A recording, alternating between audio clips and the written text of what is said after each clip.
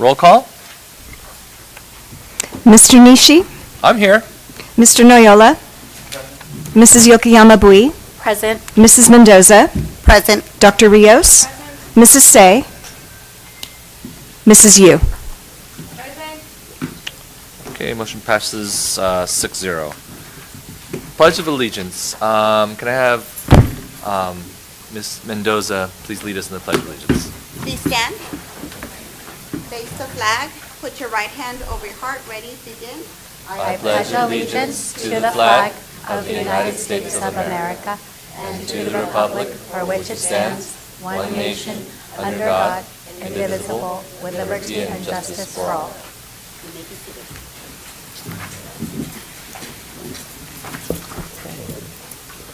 All right, we're here for a special budget session. I'll call on Dr. Zietlow for the budget review. Thank you. This evening, board, you have in front of you a few documents. There's a PowerPoint that we will walk through, as well as some information in regard to AB 218, which we will talk about, and the information that has come from FCMAT, which is a agency that reviews fiscal solvency for school districts. As our process goes along tonight, our plan will be that we'll go through a section and then we'll pause, and the board can ask questions and seek clarification. So at the table near you are some boxes with Post-its, highlighters. If you want to mark your slide presentation, or you want to write questions down, please feel free to do so. You also have a notepad. But Mr. Wen will pause at each section and we'll just go through questions. We don't have the buzzer system this evening, so Mr. Nishi will just look for hands and take those who want to talk. Will make note and call on you in the order. But our hope is to have a good discussion tonight. Once we go through all the sections, we will hear public comments, and then we'll open for the board to have discussion at the end. So with that, if you're good, I'd like to turn this over to Mr. Tuan Wen, our Deputy Superintendent CFO. Thank you so much, Dr. Zietlow. Good evening, President Nishii, member of the board, member of the public. We're here to have a budget study sessions on the current budget, right? Where are we at the district with our budget for this year, for next year, for the future years, with enrollment, with AB 218, and with the structural deficit that we are facing. So thank you for that. So again, this is the 4 sections that we would like to go over, and at the end of each sections, we'll pause for questions from the board. So in the current year, the 2024-25 year, COLA, which is the cost of living adjustments, was increased for school districts by 1.07%. So this is an automatic increase in funding for the districts from one year to the next. You will get 1% more if your enrollment or attendance stay flat, right? If your enrollment attendance go up, then you get more funding. If your attendance go down, then you get less funding. The majority of the district's funding is based on our ADA, or average daily attendance.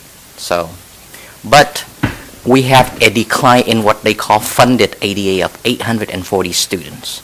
So as a result, when you add those two together, the net decrease in the LCFF funding for this year is about $9 million. So the top line, we get a reductions of about $9 million. So I want to spend a little bit of time to talk about the ADA versus the actual P2 ADA versus the funded ADA for the school district. Again, ADA is average daily attendance, right? P2 is our actual ADA at P2, which is April 15 or about April of every given year. So this is your actual attendance cumulatively through from the beginning of the school year through that day. So this is for every year, right? And obviously the current year 24-25 is projected. The funded ADA, because of a formula given by the state during the COVID era to help with school district to get through the COVID, they did not penalize school districts for the actual drop in ADA. We were given a higher dollar amount per ADA.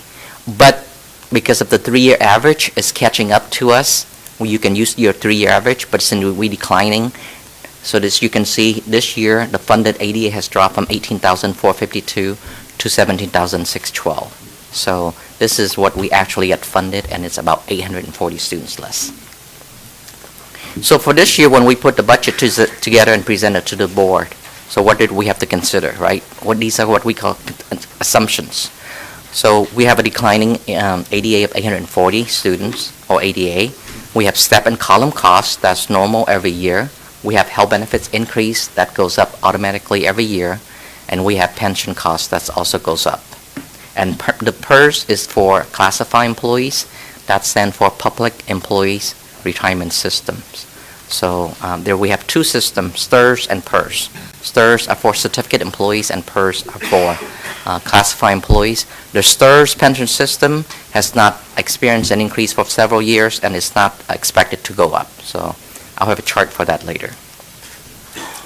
So I want to start talking about our restricted program first, because within a general fund, you can always look at it as we have two pot of monies within the general fund, right? One is restricted and one is unrestricted. The unrestricted general fund, the Board of Education has full control on how to spend the money. The restricted programs comes with strings attached, right? The federal or state government, they give you the funding, they tell you how to spend it, what to spend it on, who to spend it on, and what you can do with that money. So when you look at federal programs or restricted programs, these are the programs that come to mind, right? Title I, Title II, III, and IV, and these are 4. Title I, to support low-income students. And you can see here, right? Another bigger piece of the federal program is also IDEA, which is to support for special education students, right? Of course, the concern right now with everything's going on at the federal level is that how safe are these funds, right? Are they protected from potential reductions at the federal level? From the information we got from the state and the county, we believe that these funding are still safe at this point, but we really don't know, right? We have to go year by year. So when we talk about restricted federal programs, these are the major programs. At the state level, what are the restricted programs? Again, special educations, Extended Learning Opportunities Program, or ELOP, the Learning Recovery Block Grant, Instructional Materials, Prop 28. With the state fundings, some of these are one-time, and some of these are ongoing. So, or a lot of them are one-time, right? So that's how the state control their budget. They provide funding just one time. And then the next year, if they have funding, they can give it to you again, another one time. But it's distinguished between one time and ongoing. So we always, ask, did we not have $100 million in fund balance, or we had a lot of money? We do have a lot of money, but about $79 million of it is restricted. The Board of Education does not have control over this money. This money is given to us for these purposes, and I listed out in here in the order from large to small, right? Learning Recovery Block Grant, that's one time. Instructional materials, that's ongoing. Art, music, and instructional block grant, that's one time. ELOP, ongoing. Special education, ongoing. So as you can see here, the almost more than $100 million in our fund balance, in our reserve, $79 million restricted. We must spend it based according with the directions and with the criteria within these programs.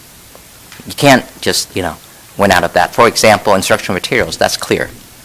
They have to be spent on instructional materials. So that's just an example of that. So how much do we get in restricted programs every year? It's about $68 million, as you can see here, right? $12 million from the federal government, about $51 million from the state, and there's local restrictions. That's usually money from the county, so about $68.1 million in revenues per year, restricted. So on the expenditure side, how much do we spend? About $115 million. So as you can see, why do we spend much more than we get in? Because there are certain programs, there's what we call local contribution, like special education, right? We receive less, but the expenditures is more than the revenues. So when you see the other financing sources, that's local contribution for those programs. But yet we still have a $14 million deficit spending even after that, and that's intentional. We talked about spending down the Learning Recovery Block Grant. When the ESSER federal funds expire, all the COVID money expire, we are using the Learning Recovery Block Grant here, about $21 million, to extend all the programs we have in place, right? EL Counselor is a good example, and all the other programs that we have going. So the goal is eventually, it will never happen, but we want to spend down the $79 million. This money is restricted. You have to spend it. A lot of time, it has a timeline, right? For example, right now, the Art and Music Block Grant, you have to send it by 25-26. The Learning Recovery, we have until 26-27. So if you don't spend all the money by the time the grant expires, you have to return the money. And we don't want that. So you will see a deficit spending every year on the restricted programs, and it's intentional. It's to support our students. We want to spend down this fund balance. So the unrestricted programs this is the money, again, the board has full control of, right? And the biggest piece, as you can see here, is what we call LCFF funding, or local control funding formula. And that's just a way of the state fund school districts. And that's basically based on your students, right? There's as you can see here, 231 million. That's a lot of money. Last year in LCFF, we got 240 million. That's the $9 million reduction that I talked about earlier, right? If you look at the audit report that the board just received last month, it was 240. This year's 231. And all these amount comes from the county and FICMAT. So they would tell us how much money we have, we expect to receive. But I want to spend a little time to break down how do we get the 231, right? What is it based on? So this chart will tell you the way the state look at school districts and how to fund school district is everyone get a base grant, right? Based on the number of your students, up and down the state. Every district get a base grant. If you have 1,000 students, you get an X dollar amount, picking up $13,000, right? More or less. So that's the base grant. On top of that, districts receive what we call supplemental and concentration grant. And as you can see here, it's almost about $29 million. And this is, when we refer to this, we refer to something called the LCAP, the Local Control Accountability Plan. This money, the top two part, the supplemental, B and C's, and concentration, this fund is generated by what we call unduplicated count students. And these are low income, English learners, and foster youth. So two school districts may have the same number of students, but depends on your UDP percentage, the percentage of your student who are low income English learners and foster youth, you may get more in supplemental and concentration. That make sense? So two school districts may have the same number of students, but can get different funding. Most likely it will, because no two school districts have the exact number of UDP, right? We are at about 58-59%. That's percentage in ABC. Our surrounding districts have more, but it's based, every district is different based on the demographic, right? The funding here, although it's not restricted, it's targeted. It must be spent on the students targeted who generate the funding, meaning it needs to substantially target it and benefit those students. Again, low income, English learners, and foster youth. And that's what the 29 million is under the LCAP, where we have about 37 line items on how to spend that money. And the board receives that every year, and we review that every year, and there's a lengthy process that Dr. Castro, we have to go through every year, involving, of course, beginning with the county, involving all stakeholder groups on putting the LCAP together. And the LCAP is usually it's a 3-year LCAP plan, and within the year, within that plan, we can tweak it, but usually it's good for 3 years. So that's how district receive funding, right? Based on the number of students we have, attendance, and based on the type of students we have.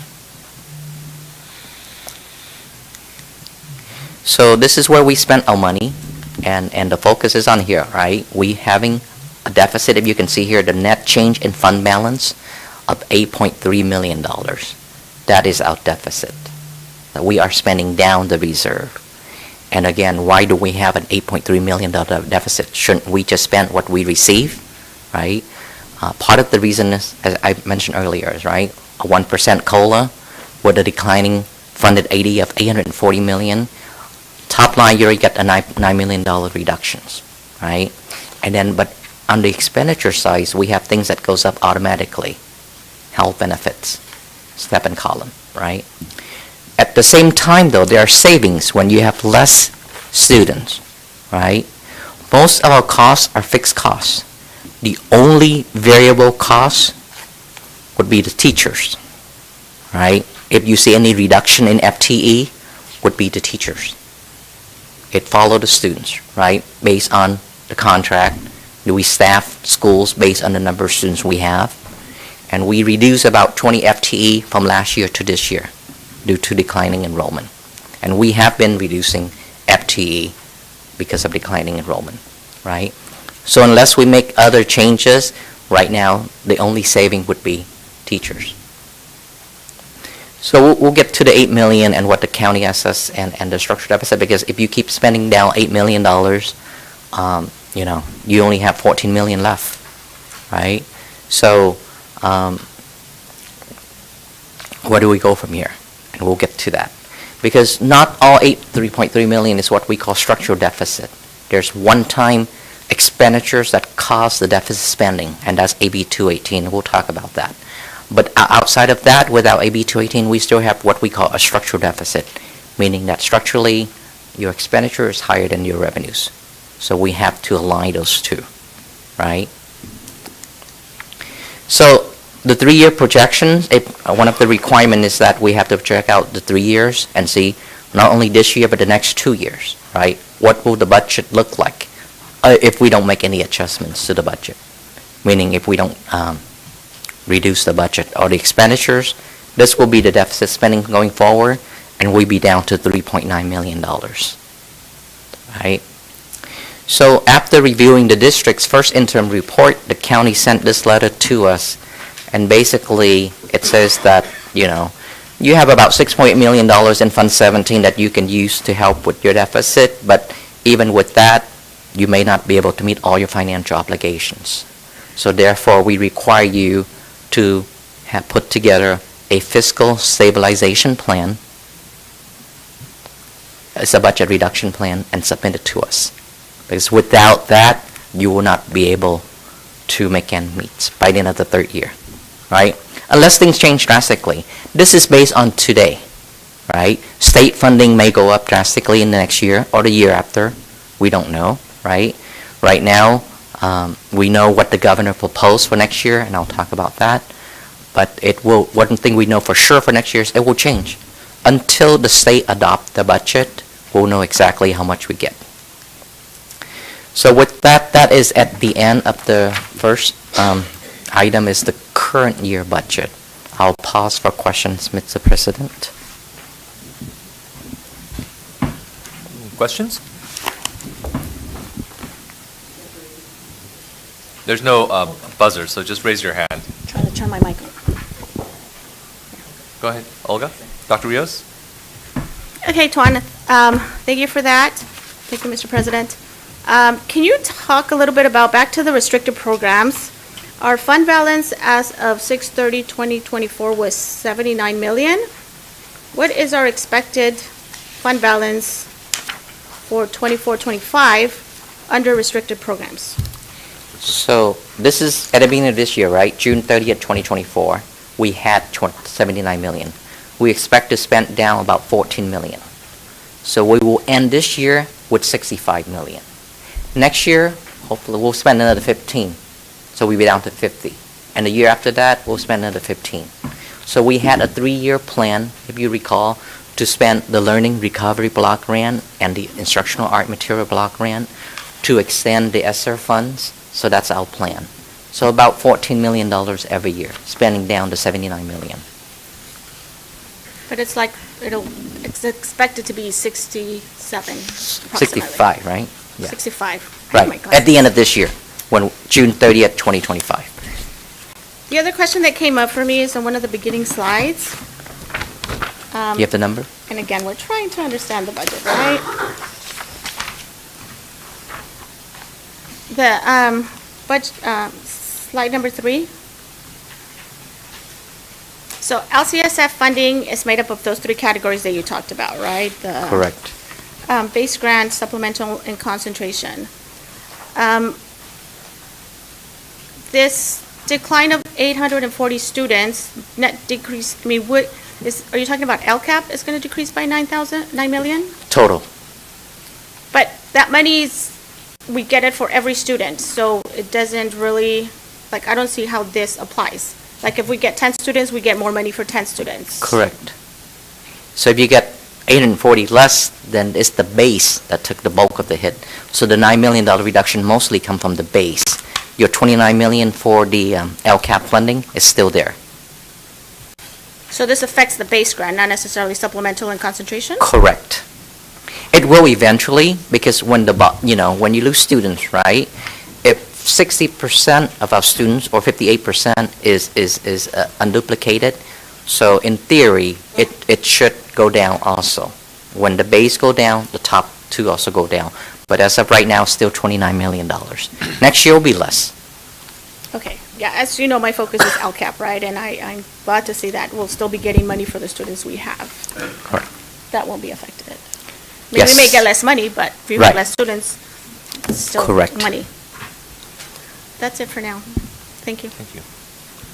So, go ahead. Your mic is not on, though. First, I want to welcome everyone. When page 4. What page? Page 4. 4? Uh-huh. We did talk about the total ADA calculation. When outside the district people, they also bring the money here, right? They bring the budget to our district. Mhm. So I just have one quick question regarding the outside district student in the past. How many students approximately we're getting it? Because on page 25, you say outside district student, we currently about 2,383 students. What Yeah. about this before? Did we get a lot of Yeah. outside district transfer in? So that, if you're referring to page 25, and if you're talking about inter-district permits, students come from outside of ABC, I'll address that when we get there. Okay. But it's a little bit more than 2383. I just updated that, but I'll get to that point. On So, your, yeah. on your page 5, Mhm. you found the ADA decline 840 student ADA staff column. Is any other optional here? I know this is kind of restricted grant. Usually we cannot touch it. Any other option on this one? The page 5. I want to make sure I understand the question. Are the expenditures automatic? Do we have a choice in these We don't have a expenditures? choice there, right? No. I mean, yes and no. No, if we want to freeze 7 column, we would have to go to the table and negotiate that. Under the current, agreement, 7 column move down and automatically, right? So, no, it's something that we agreed to already. It's something that in the collective bargaining agreement, the CBA, health benefits, same thing, right? Health benefit goes up, we have an agreement in there on how much the district should pay and how much the employee should pay. So these 2, and pension costs apparently, obviously, it's automatic and it's not a choice. So The we pension- do have, we don't have a choice. We do and we don't, right? We have to go to the table and negotiate, but to answer your question, no, these costs are automatic. And the patient cost, pension, I think it's overall all district the same, right? Same way how we apply the pension cost. number Yes, one. the pension rate for school district is the same throughout the state, whether wanted you're in people to understand PERS or that. STIRS. Every district have the same rate. Right. Now, I'm just talking about school districts, right? Other public agency might be different, but school district, STIRS rate is exactly the same for us or our neighboring district. PERS, same thing. Yeah, I just want the audience to understand that, so school follow exactly how district apply in here. Other questions? All right, I just have Actually, I want to thank the community partners that are out here, the city manager for our teachers here, Mr. Abel Abelos, and City Councilwoman Zeal here, I think, is here? Yeah, she's here. All She's right. over there. She's over there. Okay. Well, thank you for coming, because you are part of our community, and we need you to hear what we're doing here, because this is a cumulative decision of all of us. Two quick questions. So on page 4, we talked about P2 ADA is 16,813. That's our actual. That's No? projected, that's this year, so we don't know until April, Got it. right? But we are projecting it's about 16,800. So the 17,194.7 is the actual. Correct. Last year happened already. Yes. All the years there is actual except for the last one. Okay. So then basically, as it is declining over a 3-year average, since it is a 3-year average, it will decline in terms of the actual funded ADA. Yes. Eventually, until you stop declining, doesn't matter what formula you use, right? Until you stop declining, you're always going to have less money. Yes. Right, because it's a 3-year average, so it's. Correct. It's a gentle decline, but it is an inevitable decline. Correct. All right, and the last question is regarding page 14, and kind of also page 13. It's $8 million. This is a budgeted amount of $8,328,637. Does that include the recent judgments that we just paid? It does not. You will see that at the next second interim report, which is at the next board meeting. So the board has approved 2 settlements agreement, one back in November of $4 million. It's in here. The last one that board just approved, it is not part of the $8.3 million. So it's And actually that's $2.5 million. $2.5 million more than $8 million as our deficit. That is correct. Okay, that's all. Can I have one more question? Go ahead. I have one more question on page 13. First, I want to thank you so much spending like half hour with me today, go over these things. On page 13, because I'm really concerned about this, because our budget fund usually, when we talk 2024 to 2025, means from the June 2024 to July 2025, right? That's how fiscal budget. That is correct. My concern is how we, right now, we have another 7 months to go, and we only have 14 million here. Yes. So we do not expect to overspend beyond what we show here. So we will stay within the 8.3 million, if not better, right? Because we start implementing certain cost controls immediately already, right? It will be shared with everyone, but there are certain things we can do from a district perspective. So the 8.3, other than the 2.5 million that the board approved as in settlement agreements, we do not anticipate that will go up unless we have another settlement agreement. So Yeah, I'm worried that too. Thank you. that could happen. We'll talk more about that. Ms. Mendoza? Thank you, Mr. President. Thank you for the presentation. Just a clarifying question. I know it says certificated salaries and classified salaries. I'm very familiar with both of those terms. Where does the superintendent and like cabinet, do they fall under certificated or classified? Correct. Which one of them? Both. Both of them. Depends, right? So thank you for the question. I'll explain it. Thank you. So any employee of a school district who needs a credential in their positions would be under certificated salaries, right? Whether you're principals, assistant principals, a teacher, special, who you need a credential to do your job, that's certificated, right? Classified employees are all the other support staff. This would be anything from custodian, secretary, all this accounting staff up here. Classified employees are those non-certificated, non-credential employees. So superintendent, she needs a credential to do her job, so she will be under certificated, right? CBO would be classified. For my job, I don't need a credential, so. Of course. Okay. Any other questions? Look, we do have more of a presentation, by the way. Okay. It states at 3% reserves, and right now we have how many percentage? 10%? So we started the year with 10%, right? But of course, with the deficit spending of 8 million, or it's going to be 10.5, that's about a little bit more than 3%. If our budget is 300 million. So we will end the year with probably 7%. Done. Okay, thank you. And we need to have a minimum of 3%. Thank you. Okay, continue. Thank you. Thank you so much. So thank you. I will go on into next year's budget. So this process just began, right? It began with the governor budget proposal in January. So between now and May 10th, which is the May revision update, the legislature up in Sacramento are holding committee meetings, right, to look at the governor budget proposal and to determine, where to go from there, right? But they don't take any major actions until they get an update from the governor. And by law, that's by May 10. And that's what we usually refer to the May revisions. And the reason it's May 10 is because that's all, in theory, right, after all the April 15 tax collection commence. Now the governors pretty much have a better idea of how much money that the state has, right? He would update his proposal, right, from a money part and also from a program perspective, right? Hearing feedback from the legislature, the different constituents, and he will update his budget. Between May 10 and June 15 that's when the legislature, they do their work. And they will have to approve a budget by June 15, send it to the governor, and the governor have until July 1st to sign the budget. That's when we actually know, right, after July 1st, exactly how much money we expect to receive from COLA and all the different programs. But this is as of right now, and I want to talk about the volatility of the state budget, right?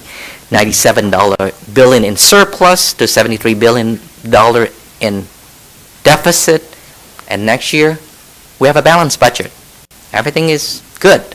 So that's the positive news, right? So, but that's our tax system, right? It's hard to manage, but it is what it is. Big swings, right? Very volatile.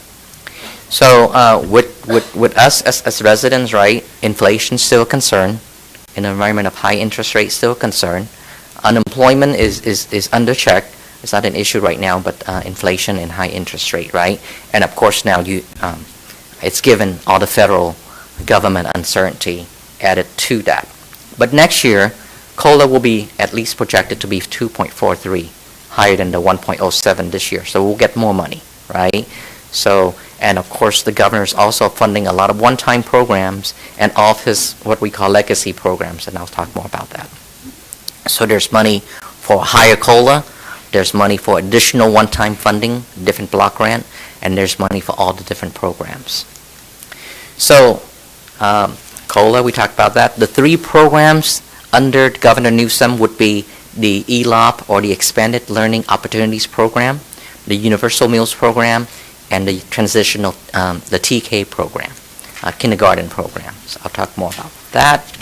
So the ELOP program is this, right?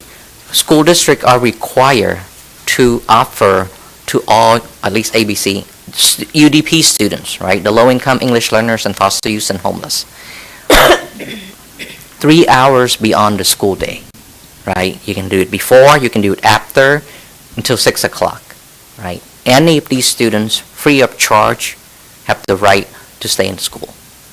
So that's extended learning opportunity, right? School doesn't end at 2:30, 3 o'clock, whatever anymore. It will end at 6 for these students, right? So on top of that, on top of the traditional 180 school days per year, we are required to offer 30 more additional days at 9 hours a day for these students. So the school year now for these students would be 210 days, if they choose to attend, obviously. The 180 days mandatory, not the additional 30. That the extended summer school, right? So this year and next year, what the governor proposal is that for school district that are above the 55% UDP, now we will be under Tier 1. Current year, you have to be above 75% to be in Tier 1. Right now, we in Tier 2. Next year, should the governor proposal get approved, we'll be in Tier 1. Because Tier 1 now, anyone above 55%. And like I share, we about 58, 59%. With Tier 1, as you can see, the funding increased drastically from about $1,579 per student to $2,750. That's about $1,200 more per student, almost double our budget, right? Right now we get about $8 million. Eventually it could go up to $14 million So that's $6 million more, but this is a restricted program. And the catch is that now we have to offer the program to all students, not just UDP, all students, right? If you're Tier 1, program have to be available at every school, TK to 6. But the best part about the proposal is that this money can be used for attendance recovery. So if a student miss a school, we don't get fund for that, right? If they miss 5 days, we lose 5 days of funding. The traditional attendance recovery normally would be Saturday school. But the new program is saying that we can make up for lost attendance by the hour, after school program, during intersessions. So, and you can use this money to do that. So basically you can turn restricted funds into unrestricted if you do it right? Because ADA recovery would be attendance. So if your attendance percentage now is 95%, if you do this right, next year we're up to 98%. That's a 3% real increase in funding, because we get, again, funded on attendance. So we're excited about this. If we get more funding, and we can use the money to help offset, with attendance recovery. So that is his first legacy program, is the Extended Learning Opportunities Program. Basically, more chance for students to learn, more school time. That's just as simple as that, right? More school time during the regular school day, and 30 more days. Universal meals, this is very simple. All students, regardless of income level from the family, have the right or entitled to have a free breakfast and free lunch. We serve about 16,000 meals a day, and the budget for the Nutrition Services Department is about $16 million. So, if you recall, under the meals program, right? Students who are eligible for free and reduced price meals, the federal government reimburses us for that, right? And for the pay students, family had to pay in the past. Now, all students eat for free, right? There's still an application process, because we want to go after the federal funding and maximize that, and then the state will come back and backfill those. So every meals we serve will get reimbursed by either the federal government or state government. And because of this program, we have seen a drastic increase in terms of students eating lunch. And we're doing our best. Some of our facilities not prepare for us to do this, but we do what we can, right? So this is another exciting program for students, that not only that they get more schooling, they get to have a free breakfast and lunch. The third program is basically the UTK, or the state is adding a grade level beyond the kindergarten to the school system, right? Traditionally, kids turn 5 by December 1st, you start kindergarten. Next year, with the UTK, any students who turn 4 by September 1st will be eligible to attend the TK program. So if we start school in August, technically we can have students start 3 years old in TK, right, for a couple of weeks. But then they have to turn 4 by September 1st to be eligible. Again, no question asked, but there's changes made to the program for next year also, is that there's 2 requirements. The average class size at the school site, not district, but at the school, is 24 students, and the ratio between adult to students 10 to 1. So if you have 10 students, it's 1 teacher. If you have 11 students, it's a teacher and a paraeducator, up to 20 students, right? If you have 21 students, be a teacher and 2 paraeducators. So the adult to student ratio cannot exceed 10 to 1. The average class size can be 24. So you can have a TK with 24 students. That's the average, and you would have 3 adults in there, 1 teacher and 2 instructional aid or paraeducators. So because of this program, it helps because in the current year, we have about 480 students in the TK program. And next year, with full implementation, hopefully we are hopeful to get more, and that would offset with declining enrollment.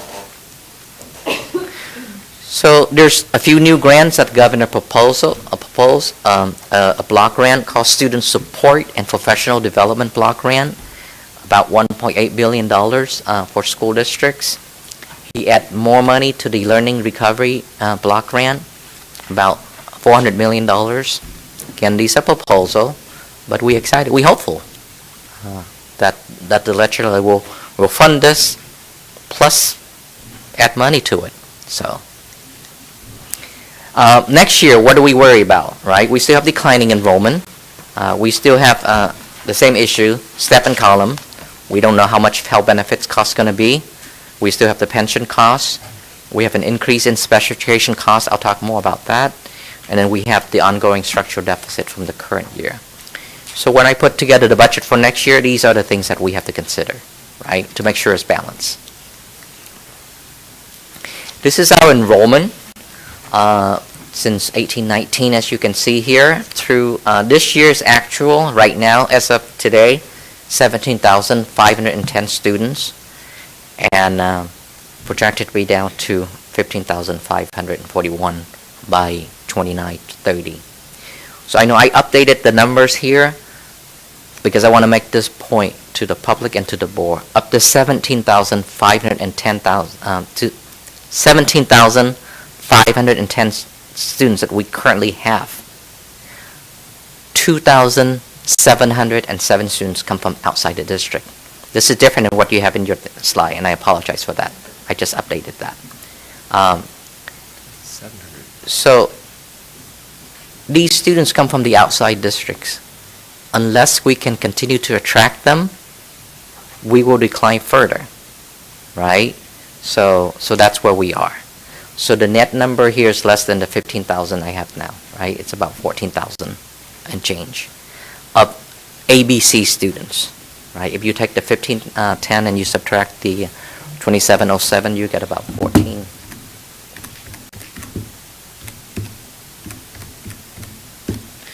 14,803 students. That's our students right now. So we will do our best to attract students from outside the districts. And I think this is the question you tried to ask earlier. Was it higher? Yes, it was at 33. At peak, it was at 3,300 students. About pre-COVID, 3,300 students from outside the district. Now we 2,707. We expect that number to be smaller every year. As students graduate from us, right, we expect new students to come in, but everyone is declining. So everyone's hurting. So school districts that normally would send or release their students will hold on to their students and won't release it.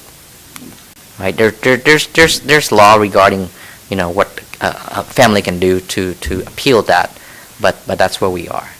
So we are still, more than 15% of our population is from outside the district. This is as of today, and you can see here by school, by grade level, and as you can see here, right, our TK is at 473, and our K is almost 1,000 students, right? In theory, right, the goal is that the TK should be similar or closer to K. But you know that families, some of them won't send their 4 years old to us. But we will, promote our programs, and hopefully our goal is about 70% of TK of K is in TK. So hopefully, after a few years, after full implementation, we'll get 700 TK. But for sure, next year we'll get more. This is just, what the state projected for the County of Los Angeles in the next 5 years. For this county, enrollment will decline by 17%. So we are not unique in terms of declining enrollment. It happens to most districts in the County of Los Angeles. I talked about this, right? Part of the funding is enrollment helps, but ADA is what we actually get funded by the state. And as you can see, pre-COVID, we were at 96.5. Now we at 95%. So we are still making progress after COVID every year. It's been going up every year. With the attendance recovery program, we hopeful that we will exceed the 2018-2019 ADA rate of 96.53%. So we're preparing for that. Although our general populations of students decline, and this is the statewide data, the population within that, the special education students, have been going up every year. So the students that we have, a higher percentage of those students are qualify for special education programs. When I began, we always hear about special ed about 10% of your populations, right? Now it's going to be almost 15%. And it's statewide. This is statewide data. This is not ABC. ABCs follow this, similar to this. And special education students, cost a little bit more to educate because of their needs. This is that local contribution. The orange bar is that percentage of what we put in.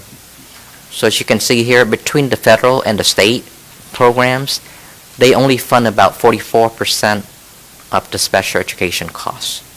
The district funds the other 50%, right? In theory, they should fund 100%. The federal government should fund up to 40%, and the state would fund 60%. IDEA passed in 1973,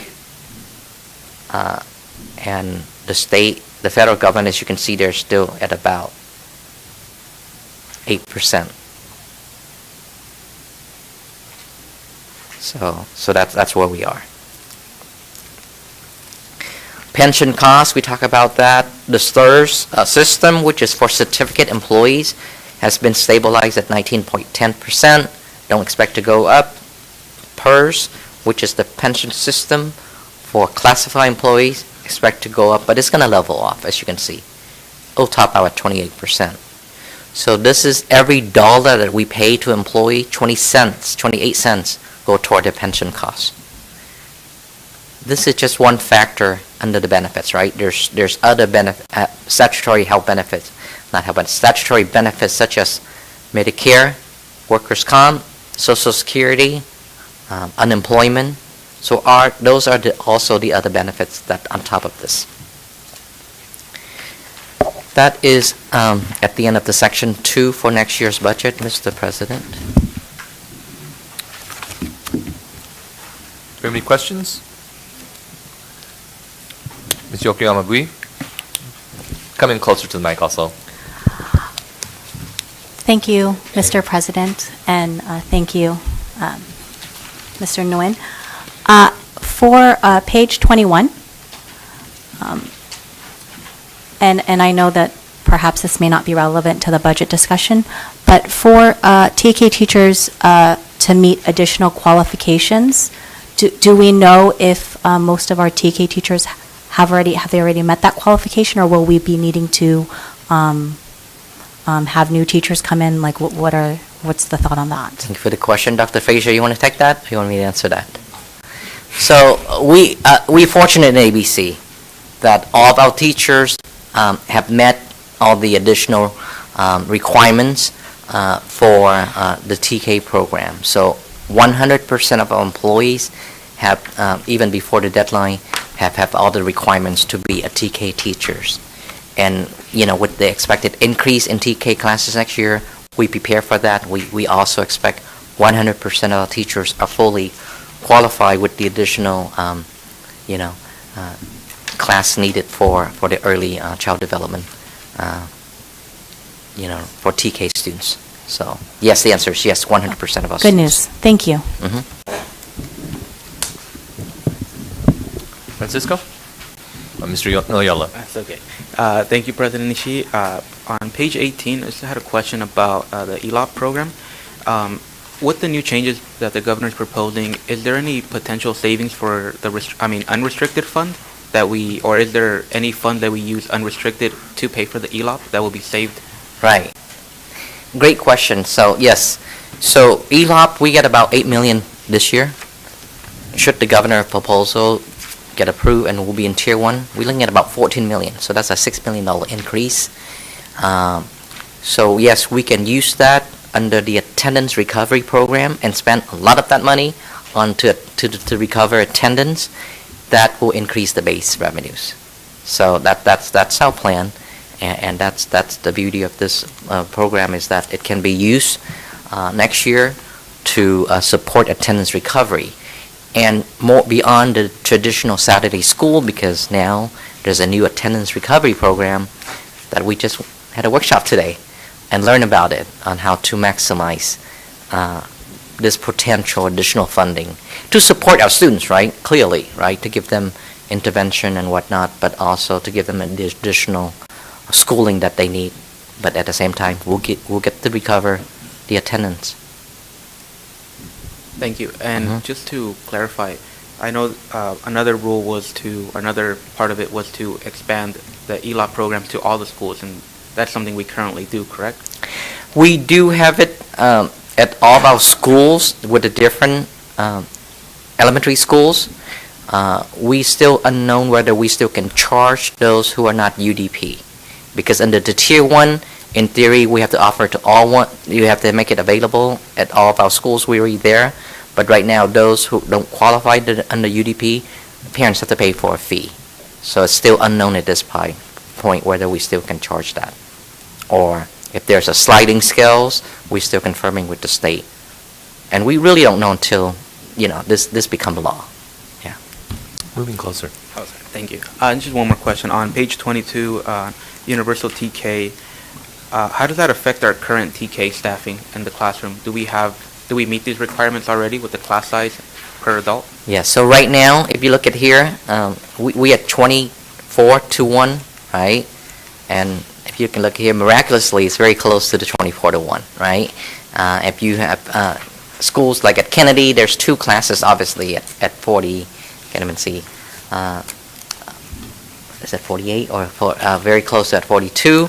So right now, under the current law, it's 24-1, and then 12-1 adult to students ratio. So when you have a class of 24 right now, it'll be 1 teachers and 1 paraeducators, full-time, right? Next year, if you happen to have 24 students, it'll be 1 teacher and 2 paraeducators, because the ratio will have to be 10-1 or less. It can't be more. Thank you. Ms. Say? Sure. Move a little closer to the mic, though. I will. Back on the page A little closer. 19, can you hear me? Page 19. Then we talk about attendance recovery. They're going to start from summer, actually it's July 1st, right? I know you guys had a conference meeting today already, so it's prepared the staff ready for summer program, right? Yeah. Okay. So we still have the traditional summer school, right? And then we still going to have the 30 days under the current ELOP. To the extent what can we count toward attendance recovery, we still waiting for further clarification. But we know for sure is that, after school, it can be by the hour now. So after school intervention, or even before school, or even during intersessions, like fall break, winter break, spring break. Not that students will want to come, but we want to offer it anyway. So anything we can do to maximize that and recover the attendance, right? From an educational perspective as well as from a funding perspective. So when you talk about Saturday program or even after school program, what is the curriculum that we focus on? Just for activity or some more? I think Carol probably need to answer that. Do we have some program for that to encourage the learning? Yes, our current Saturday school program is focused on English, math, and science skills. So we take a STEAM approach where students are engaged with literacy skills, math skills, and they work on science projects.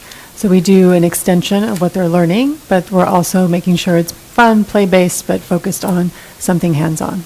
Because since this program expanded to all students, how it used to be a Saturday program or afternoon program, especially for kids who really needs to recover the grade, but this one for everyone, so your level education also going to divide it out differently, right? Well, Some kids may now, have a math problem. now that we can use this attendance recovery program, we will have to redesign the program based on what is needed. But essentially, we don't have to do it on Saturdays. We can do it in the after-school program that exists. We can do it through summer school and intersession. So that's the shift that's happening is you can do Saturday school, but you can also do it in the after-school, summer school, and intersessions, which is something we're not able to do right now. Right now, we can only do Saturday school. Second question, universal meal. Not all the students in this restricted program, there's a budget for the meal. What about, I don't think all the students will use the meal. There's some, because I work in school, we get free meal for the staff too, okay? If you eat the same meal, almost, repeat the same thing, kids may not like it, so they bring their own food here. So what's going to happen? I mean, you're using the total number of students using the universal meal should be dropped. So what would you do for that budget? I want to make sure I understand. So we only get reimbursed by the number of meals we serve, Right. right? So not all students eat, obviously, the school lunch program or breakfast, right? And that's where the effort come in, right? If you want to attract more students to eat, then you need to improve the quality of your food, right? But there's a lot of restrictions on what we can serve, right? There's federal guidelines on the school meals program, the percentage of sodium, sugar, all of that. So we have to stay within all those legal requirements. Not that we can't improve, and we were looking at additional facilities, and we always look at the different menu options. We visit other districts to see what's popular. We just got an audit from the federal government, and they're very impressed with what we have. Right? We can always do better, right? And will there be a time that 100% of students will eat? No, but we can go from 60% to 65. Any increment is good. So we're striving every day. Now that we know this program is here to stay, we can expand, and we can staff accordingly, and we can offer to students what is healthy but popular. So what would you do? Because we don't spend all. What would you do? Those not spending all the money. What do you plan to do? Can you justify to other area, or no? You have to just give it back to the government. This program is extremely restricted. It's so restricted that it has its own fund. It's even more restricted than the programs that we talked earlier, meaning that, no, it can only be spent for the meals program. You can, upgrade your infrastructure. It has to be related to the kitchen. You can, enhance the quality of your food by buying more organic stuff. So those are the things that we want to do, or fresh food, food or local grown. So they encourage all of that. But the bottom line is any revenues generated from this program must be spent on this program. I'm going to go to Board Member Yu, and then Dr. Rios. And then after that, Ms. Mendoza. Okay, thank you, President President Nishi. Yeah, and thank you very much for our CFO preparing all this and explaining it very, making it very easy for us to understand and breaking it down. We hear this every year, but it's always new information. Thank you very much, and appreciate all the community members attending our meeting during your, despite your busy schedule. For the deficit spending seems to be inevitable mainly because of the declining enrollment, correct? Yes, And ma'am. then the state budget too. For the current year, yes, right? Like I explained it, we declined it and funded 80 of 840 students with a 1% COLA. Yes, that's inevitable. As you've been hearing, most districts deficit spending this year, right? They have to spend down the fund balance. If they don't have that, they have to do something drastic. And you hear some of that on the news. So how do we stay competitive, like retain good employees and keep up with the student achievement? And how about the overhead? The structural spending is kind of set, whether you have 500 students in the school or 1,000 students, there are certain overhead expenses that are pretty consistent. Yeah. Yeah, those are the fixed costs. Mhm. So, yeah, that would be the question that we ask ourselves every day, right? How do we stay competitive, given the facts that we have with declining enrollment and the budget situation? How do we still offering all the programs and even enhance it to our students, right? At the end of the day, we do with what we have. At some point, it's not possible to do everything. We can do a lot of things, but you can't do everything, right? So it is with the superintendent and her cabinet to present to the board a plan eventually, right? If the county is saying now that we have to align our budget, basically reduce our spending to make sure that we still in compliance, we will do that, right? But, as the old saying goes, right, we will cut, if we need to, as far away from the classroom as possible. It's true 20 years ago, it's true now, and it's always going to be true, right? But I want to make the point clear. If you have to cut anything from the budget, something will have to go. I will never sit here and say that everything will be the same. All service will be the same, right? No. There will be adjustments, and there will be positions that will not be, around, and you see that. But we have a guiding principles when it comes to budget, and it's worked for us. We work closely with our employee groups to have a path forward for ABC that will benefit our students and our employees.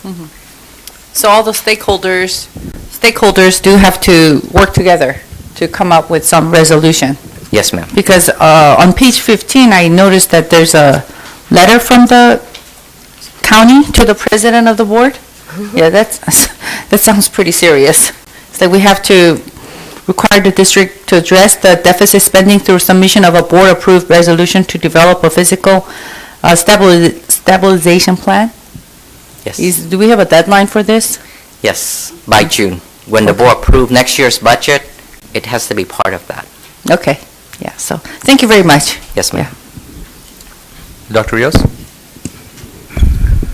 Well, as a follow-up, as a board member, we get to interact with people from all over the state, at NSBA all over the country, and it's, I guess, reassuring that I've met superintendents from districts that have as little as 1,200 students and, districts that are 2 times or 3 times as big as ours and that are fully functional. So I have no doubt that we'll manage to put a proposal together and have a program in place that will still keep us as a full functioning district. On to my comments and question. I'm really excited about the programs that are coming up. I'm really excited about the Expanded Learning Opportunity Program. I hope that this translates again into better outcomes. Question about the current law versus the governor's proposed budget. Do we have a timeline for that? Yes. So the governor proposed his budget last month, right? In May, he will update his budget. Assuming that he will keep it the same, by June 15, the legislature will either reject or accept his proposal. And we will know pretty much around that time. There's always feedback about, what's survived, what's not, all the negotiations going on in Sacramento. And this seems like a very popular program, and there's not a lot of resistance to this. So, but we should know by June 15, to answer your question. Fantastic. Very happy about this Universal Meals Program and the fact that there may be more money coming into the district. I know as board members, oftentimes we get to hear this request from our families about, the meals and about more freshly prepared meals. So it's really exciting that they're putting money for that. TK, again, exciting because we talk about declining enrollment and hopefully that'll address that. A question that I have is related to slide number 26. Do we have data that follows, like for example, right now we have 21 students at Aloha and TK, about how many of those students actually continue on to kindergarten and go on to, or stay at their home schools? Because I know that a concern that has come up for me every year that I've been on the board is this idea of making our schools better, right? And by that, I mean student achievement, improving student achievement. We know that as parents, we look at test scores, we look at how schools are rated, and I work in student services during my day, right? So a lot of times when parents are looking to either leave a district or enter a district, it's because the school is considered, an excellent school or a good school. My question, I guess, is do we have data? I guess that would be the first part. Yes, we do, and we can provide that. When the subject come up, there'll be about, the report that at the next meeting, when the board retain an outside auditor, consultant to look at our, enrollment data and make recommendations, it will be all in there, right? The cohort survival, how many stays and move on to the grade level, how many resident students stay within that school, all of that will be looked at. And that would be something that is very important to me because, students, we're talking about declining enrollment. It's really important for us to talk about, why our students, and I know that maybe doing an exit survey is not very feasible, but it would be really important to know, is it because we know the high cost of California and families are leaving the state, or are they moving across the city to another school district? We're in a place that we're surrounded by a number of districts, right? Some with good outcomes, some with comparable outcomes. I know that ABC has always been at a very high standard, but everybody's competing for students right now, and we have schools that are doing very well with the same demographics that some of our schools could probably do a little bit better.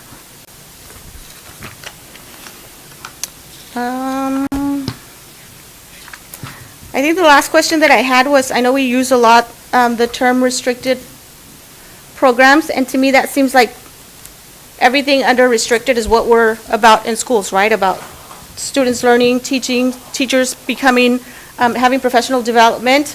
Can you give me an example of an unrestricted program or a program that is funded through unrestricted funds? So the biggest one is actually what happened in the classrooms, right? So you have teachers there that funded out of the unrestricted programs, that the daily instructions, right? We would have a lot of programs, supplemental programs that we offer that would be, from, I don't want to say, the spelling bee to the math bee to all of that. A lot of it is restricted, but we leverage that, but the bulk of it is just legally required, is the instruction in the classrooms. Right? That's what restricted for, and like you said, right, anything above that would be restricted, and you want to leverage that, right? Because you want to have that flexibility. You want the best teachers in that classrooms. Right. Right? Therefore, you need to pay a competitive wage. Let's be real, right? Our total compensation package have to be competitive. Teachers have choice, right? So we know that. So that's what the unrestricted money is for, to make sure that, the working condition, the class size, what we pay our employees is competitive.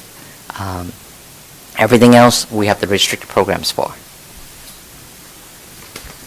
That's it. Thank you, Mr. President. Mendoza? Thank you, Mr. President. I have a couple questions, and some of them are just follow-ups to my colleagues. So, Tuan, Expanded Learning Opportunity Program. I'm learning. So the programs to extend the school day before and after school, are those our childcare? Or is that like teachers actually, credentials teachers teaching instruction to those students? Great question. There's a combination. Dr. Kessler, you want to take that? Sure. The state requires that we meet minimum requirements towards units for child development. And so there are some child development units that are required, although a credentialed teacher is not required. Currently at our school sites, we do serve all 19 elementary schools, and we work with some community partners such as the YMCA and AYA, who provide cohorts of students various experiences, but in combination with that, we have certificated teachers who provide math tutoring and other supports during that time as well. So it's a combination of being supervised by individuals who meet the minimum credentialing requirements that are part of ELOC, Okay. as well as credentialed teachers who push in to do math tutoring and other supports during that time. Okay, so let me see if I understand this. So we have a group of staff that meets minimum requirements, they're working with students, and then there's a credentialed teacher who pushes in and kind of supervises them and provides instruction at the same time. correct? Correct. Okay, so then that answers my next question, is that this program pays for the staff. Does it also pay for materials? Does it pay for everything? Yes. Okay, thank you so much, thank you. My next question was kind of like a follow-up to Olga's, Dr. Rios, TK, and I'm just gonna put this out there. I'm a kindergarten teacher, and when I heard 24 TKs, that's a lot. It's 10 to 1. It'll be 10 to 1. So the I class can be 24. I but you have understand three the adults in staffing. there. I Yeah. totally understand the staffing, but if you haven't been in a TK classroom, please visit one, because 24 little children, okay? So I understand that that's a state, but I'm just, for my teachers who teaching TK, I know that that's a lot, and I hope next year that we keep to that and make sure that if we meet those numbers, that we do have a teacher in those two pairs, because it is necessary. Yeah. We need to have those adults in those classrooms. It's mandatory. It's mandatory, but I know sometimes we may not have the staff to be in there, so I think I think this is where we start right here in TK, because Olga was saying, sorry, Dr. Rios, I'm sorry. If we get these kids in TK in our district and we keep them, and the projection, right, we can keep them, but we got to keep them. And as a parent, if I go in there and I'm enrolling my child, and I'm walking in there and I see 24 little students, and I see one teacher, and, it's like, okay, maybe this is not the right place. Maybe I have to go to another school district. So I hope that before this takes place, that we have our staffing for our teachers there. And I know that, and I'm just going to tell you this, I'm a kindergarten teacher, and I know this takes a staff member at a school site.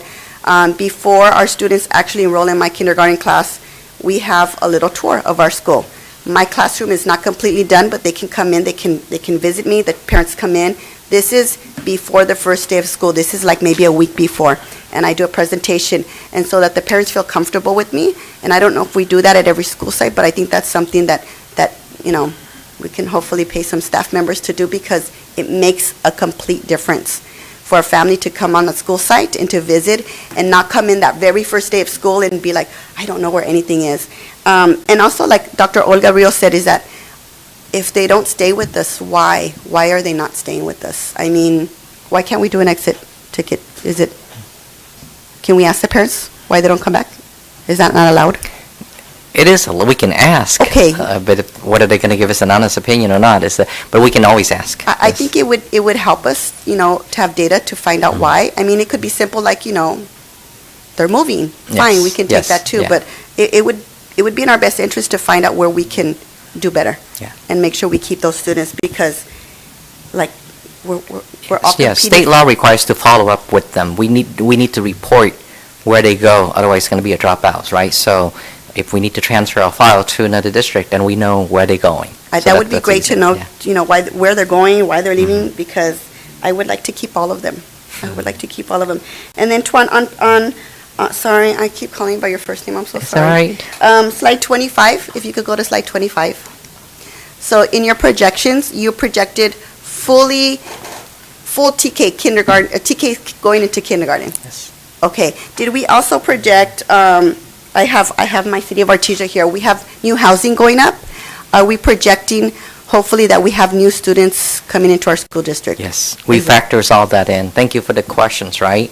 So I'll elaborate a little bit. With enrollment, right, what happens? Why are we declining, right? So birth rate is the biggest factor. We all know that, and that happens statewide or countywide. Housing affordability, right? And of course, new developments. The cities that we serve, whether it's Artesia, Hawaii, and Cerritos, part of Lakewood, are what we call mature cities. They don't have a lot of undeveloped lands, right? So everything we have to do is based on existing land, and we work closely, and the demographer, they do look at the planning from the cities to see what's potentially, will become housing, affordable housing, hopefully, within the districts, and how many students will it yield. This is another set of data that you don't like to hear, but in the past, each residence or each new unit would generate more than one student, right? 2, 1.6, whatever the formula is. Now it's less than one student per unit. unfortunately. Either the families that move in don't have kids, or they just have, on average, less than one or two. Case in point would be, in Cerritos, they have the two apartments that fairly new, right? Sage and Aria. We did not see a material increase in the students, although collectively, I believe they have close to 400, 500 units in those two, right? We excited to hear about potentially the old Sears department store going to turn into some kind of mixed use and 200-300 units, but we keep our finger crossed, right? Artesia has been very active with a different development, but yes, we do look at all of that for our projections, Okay, good. unfortunately. I'm Yes. interested in seeing that. And my very last question is, I know we're going to work on attendance recovery, but what about attendance incentive? What does the district do to incentivize our students to come to school so they don't have to do the attendance recovery? Yeah. Do we do school site visits? Does district staff Yeah. go and visit schools, students?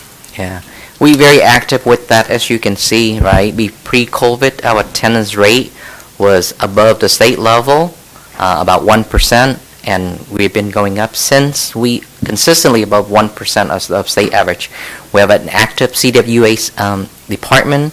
We have a position called community liaison or parents liaison at the schools. We have EL counselors that, yes, we do go and knock on doors to make sure to get the students to come to school. So we do a lot of those things before we have to do attendance recovery. There's factors that beyond our controls, right? This flu season, whether it's RSV or whether it's whatever, it's worse than normal. The fire, that's an impact. The recent protest, but that's different, right? We still can, if they show up to school even for 1 hour, we can count for that, so there's not of that. But yes, we do of that. Unfortunately, chronic absenteeism is a dashboard item. We watch that closely, and we work with families to ensure that students come to school. So yes, we do everything we can, and our attendance rate have been going up and higher than the state average, and we'll continue to do that. Thank you. I don't actually have any questions, just one real quick comment regarding the projected enrollments are based upon also the housing element to a certain extent, and some of that is, let's say, optimistic, because they factor in changing the zone as to building the housing that they need, and sometimes that doesn't always result in created homes. Yes. So that's just Yeah. one of the examples. But I'll let you keep on going. Let's keep on going for this last one.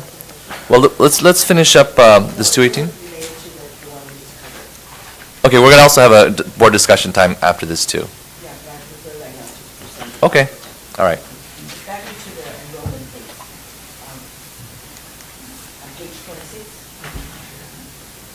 Yes, ma'am. Well, as we discussed this before, the Moving to the microphone. And Then, we will be able to discuss this further, by the way. yeah, but because you have a bunch of schools that they are under like 300 students attending the school there, I can see that's a bleeding area. Yes, ma'am. I know the consultant's coming the next week, am I right? We are hopeful, we're trying to get them here at the next board meeting. We will work with the superintendent on that. Okay, then on your page 24, ongoing structural deficit, the Measure BB, does that allocate to this ongoing infrastructure It's area? completely outside of this. It has Outside. nothing to do with this. Okay, we were talking about, Ms. Mendoza. Ms. Mendoza, you teach in kindergarten, how many students you have per? 17. My grandson actually in TK program right now, because I go visit them very well. The issues on TK program, we started in the Chinese Mandarin immersion program there. So the numbers increased from original Star Wars only have 1 TK program. Now they have 3 TK program. So staff may want to think about another second language there to support. That will retain more students here. Yes, so we will always look at program enhancements, right? We have a dual Your language there. immersion program we had them at Nemus, we have them at Ferguson's, we began the Mandarin program at Stowers.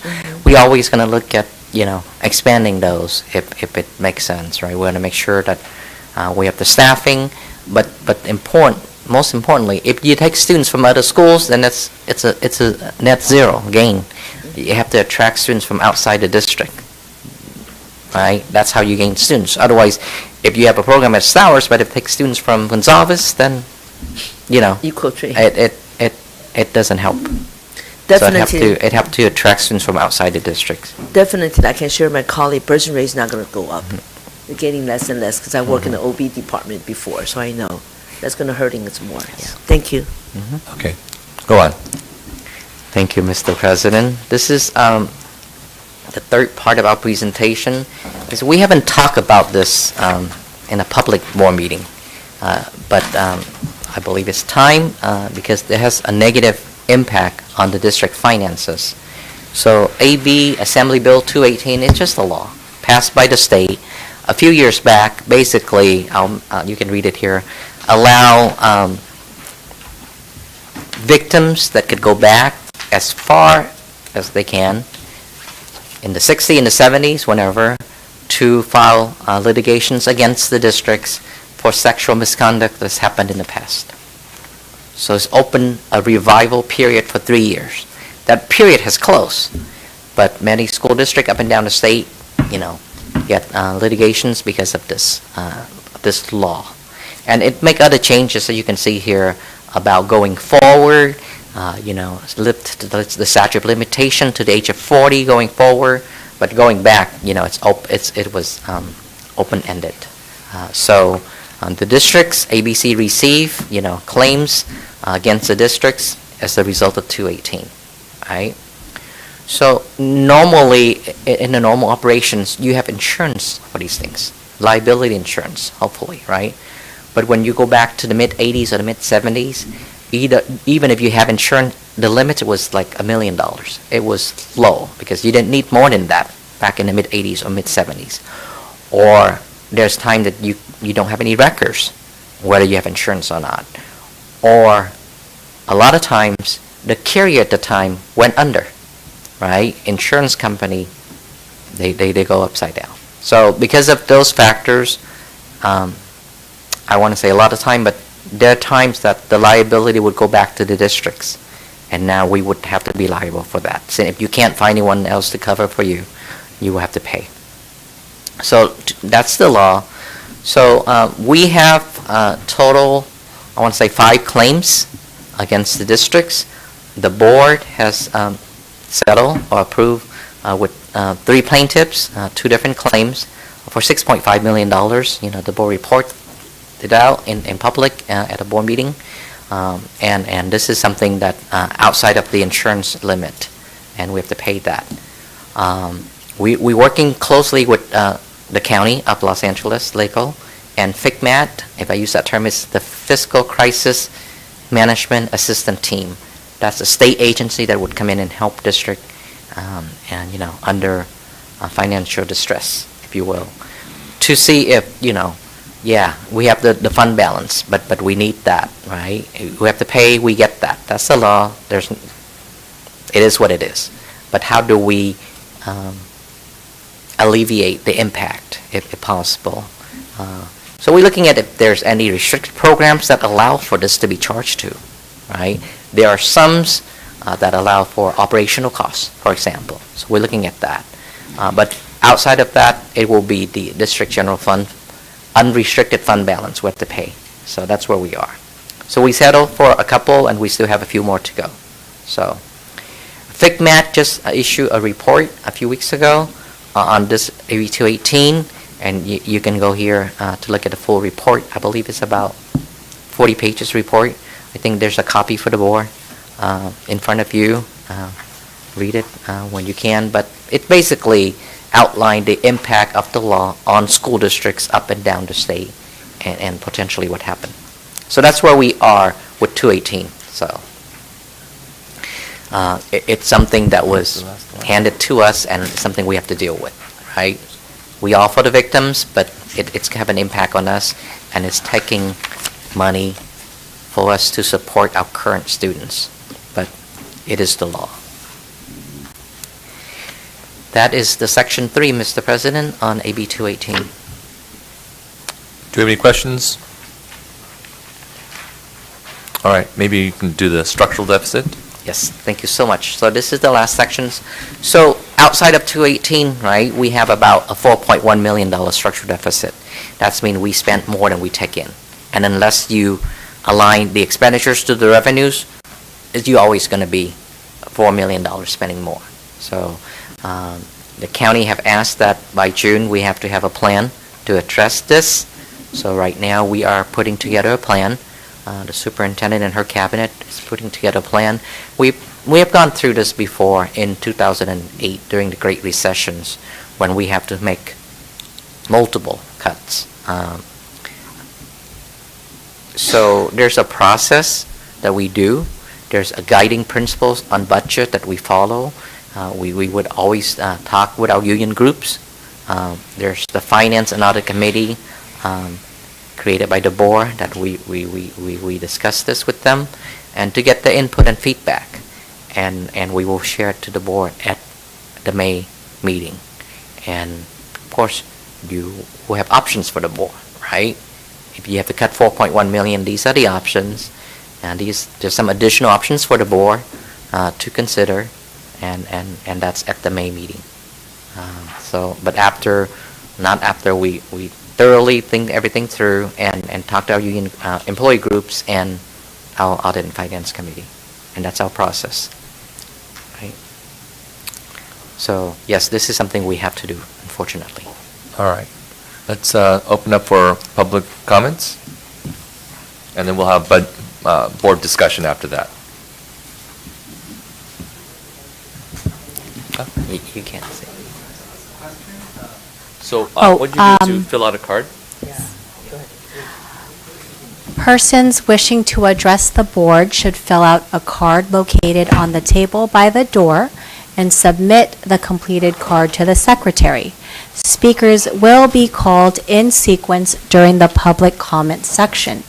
Persons wishing to address the board on a specific agenda item at the time the item is under discussion are limited to 5 minutes each.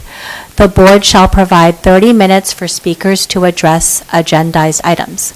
Should there be 6 to 10 speakers for agendized items, individual speakers shall be allowed 3 minutes to address the board on the item.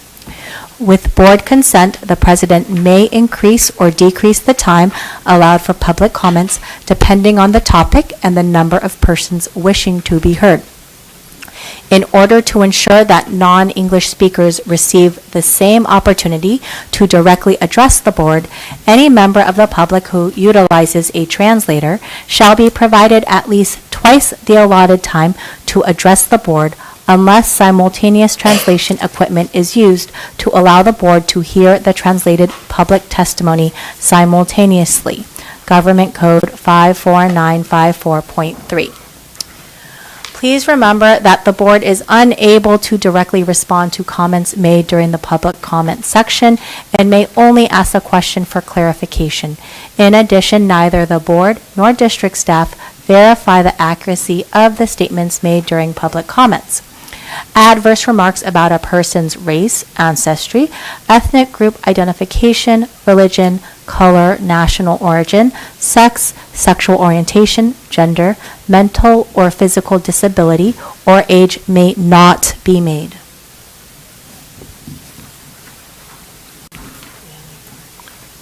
Do we have any submitted cards? And you can submit it directly to the clerk. Our first speaker, if you could please step up to the mic near the door over here. Kirit Chahan?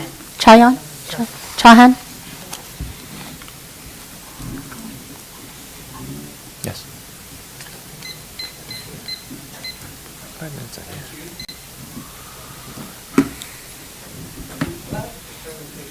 Oh, the mic's not on. Can you turn the mic on?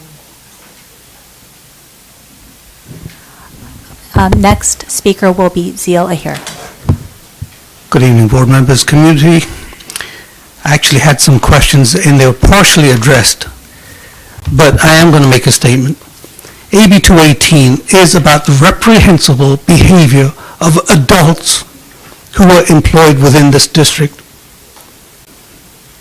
Sometimes we shy around these things and say, well, what you are paying for is the trauma that was caused to those individuals. It is not your fault. Hell, it's not even my fault. I was a teacher. Because of one or two individuals, we all share the blame. But instead of just saying we're losing money, I need you to do something. I need you to work with the legislature, find some resolution, change some rules, allow some flexibility in the monies that we have or monies that we will get to pay the debt. One of the solutions, why can't the state give us zero interest loans to pay off these things so that when you do, and you will have to close schools, when you get those money, you pay off those loans. Make some structural changes that are needed. I love the presentation of the programs that we bring in. Do you know that they're going to cost money as well? You're going to require staff. Staff equals salaries and benefits. So each program has a plus, but also comes with some added responsibilities. Special ed. When I was a teacher, 8% of the general population was special ed. Then it went to 10, and then it went to 13, whatever the number is for this district. There is a very great report from LAO in 2019 which spells out exactly what the problem is. And not to sugarcoat it, what happens is that the regular students, it's not your money, regular students have to pay for the special ed. I wish we could speak in plain language to explain to the parents where this money comes from. It is not a magical free fee. We need to quantify it so people understand that money in school is finite. The other issue, which I've deferred since 2016, I've been coming to this board asking to put restrooms in our schools because you are non-compliant. You do not have enough restrooms for the female students in your high schools. Every time it comes up, some other bloody crisis comes along. Last time it was a pandemic. There will always be crisis. When are you going to fix it? Because next year, in Code 35.2.5, on or before July 1, 2026, each school, district, or county office shall maintain accommodation. So basically, you have to report the number of restrooms you have. It is going to be required on your SARC. And I've been monitoring this, so please, I'm asking you, on behalf of all the students, before that too turns into a trauma and another lawsuit that you will then have to pay for. Thank you.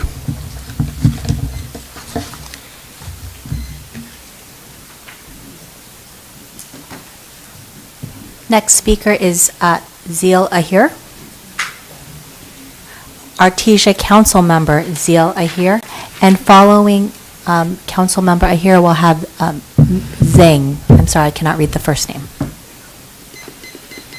Thank you, respected board members and community members, for attending today. Thank you for the presentation. I, as a community member, would like to make a comment and a suggestion. I suggest that making use of the facilities that ABC School has should perhaps be looked into in terms of generating revenue to get a more sustainable budget throughout. I do know that because of is it AB 218, the insurance policy is also added to rental use, which makes it expensive for the community member or the organization to rent our facilities. Then to counter that, perhaps maybe we lower the rental value. I know it's $84 an hour to use a sports facility.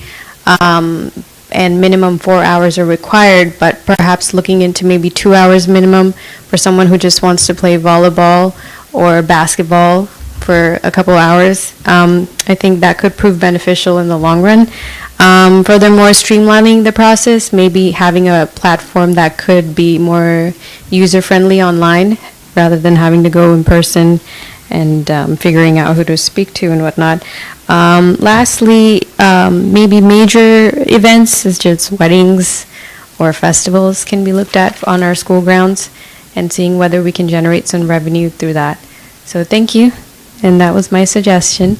Artesia does look forward to having some solutions for closing down for the schools, but if not, we're happy to facilitate any kind of decision that you make to mitigate that with our community members. Thank you.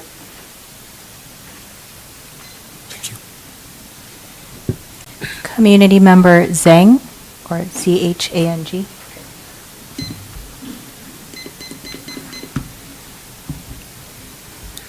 Thank you. Give me the opportunity. I just have a question, but let me introduce myself. We moved to Cerritos in 2018. I have two daughters in the Gonzalez Elementary. And yeah, I'm also a investor in ABCUSD bonds. So I'm glad to be here and learn a little bit about how to run this thing. And from my education, any successful organization basically doing three things, right? You generate revenue, you improve asset utilization, and you reduce cost. So I'm an engineer, so I like to read between the numbers, so forgive me for that. So on the slide 14, there is a projection of total expenditures in 24-25 is 218 million, and then 25-26 down to 214, which is reduction of 3.6 millions. And then 26-27 goes up about 1.2 millions. So I'd like to know, just curious, what's the reason of the reduction? If I heard it correctly, that's the reduce of the number of teachers hired. And then what was is there any other contributing factor, reduction of the operating costs, like those solar panels they put on to reduce the utility, something like that? And then what's the reason for increase? Is that the AB 218 or anything like that? So I just like to know a little bit more about that. Thank you.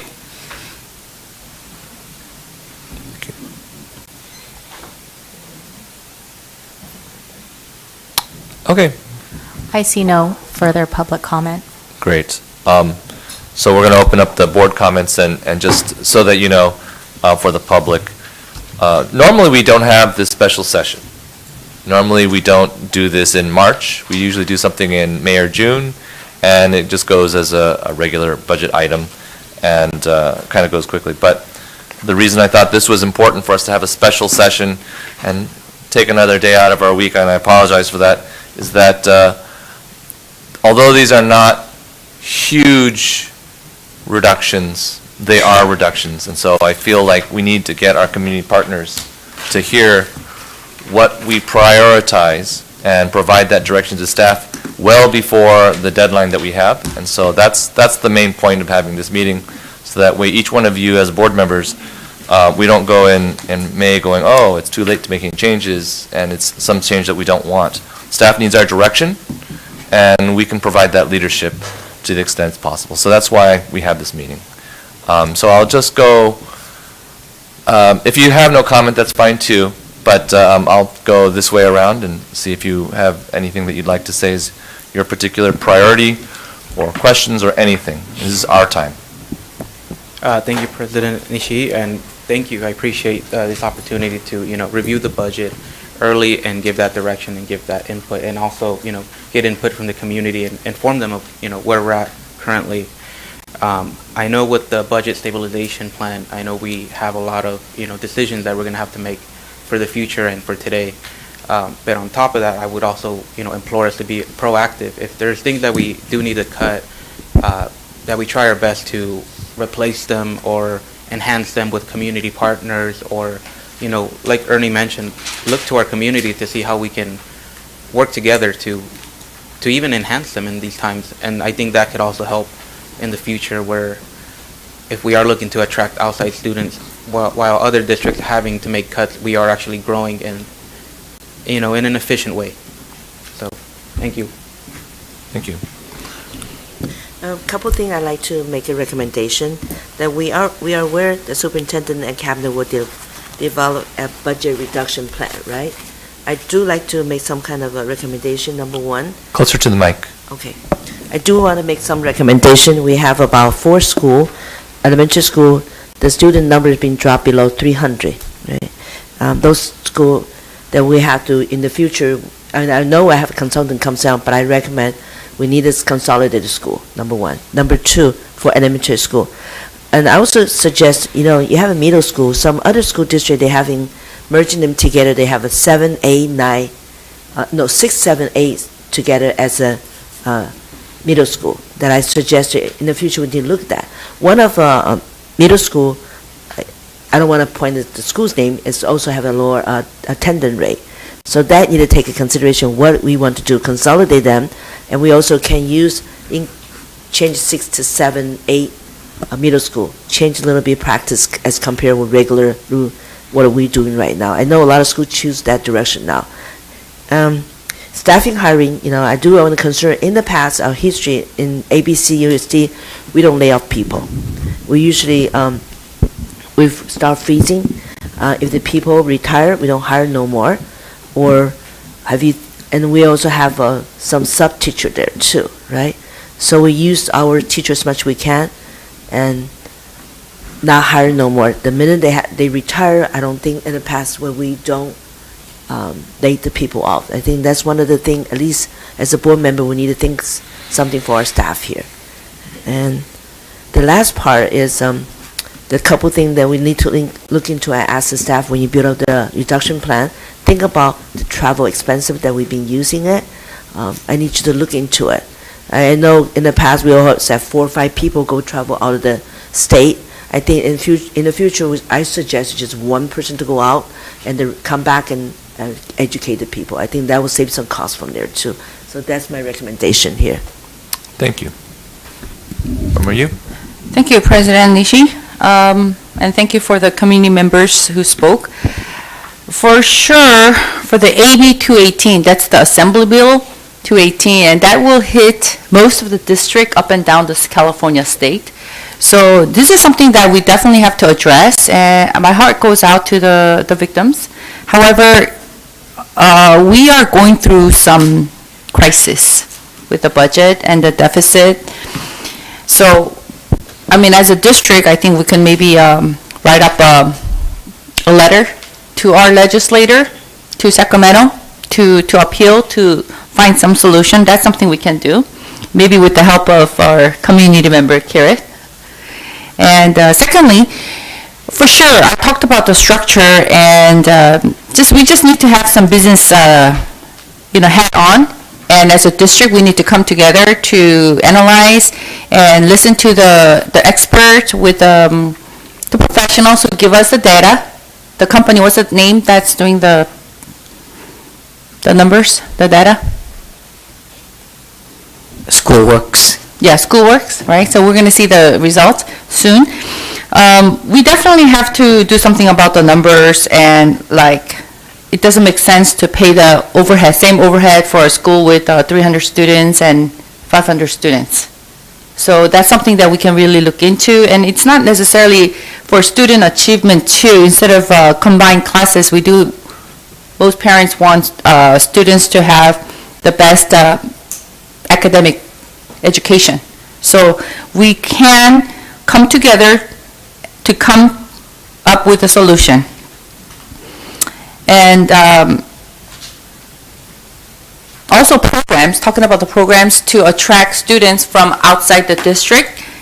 And if I was a mom, right, I'm a mom of 4 girls, I'm going to look for schools and programs that will prepare my children best with math and English.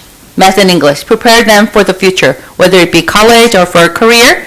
So if we can, and ABC has always been very attractive and competitive in the past, even before the pandemic, right? So maybe we can kind of fine tune and work on programs where we can attract students from outside the district, from TK all the way up to high school. And parents do look at very seriously the middle school and high school, especially, because that's where, your students are prepared for high school, and you get tested.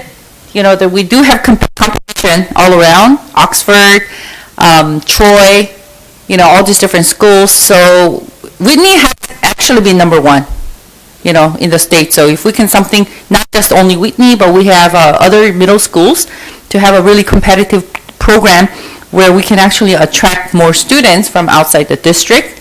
That's another thing. And then also generating income. I know that's not an easy issue. I mean, I would love to see our facilities used by our community members, such as, we talked about pickleball. If we can, after hours, on the weekend, that would be great. But I think that's something that you would know better, that we have to coordinate with the cities because of the liabilities, right?